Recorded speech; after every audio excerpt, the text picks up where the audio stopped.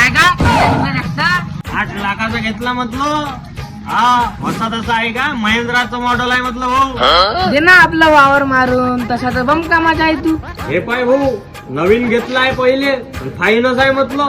नगदी लागण काय आहे तर पैसे भाऊ तर येतो त्या वावरात. पण ते राजा 1-2 हप्ते लोक पैसेच देत नाही महिना. आणि काय करा मग, पहिलेच भाऊ किस्त येऊन पडली राहते ना आपल्या उरावर इकडे.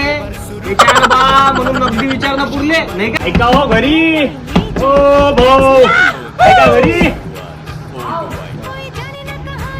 काय म्हणता भाऊ?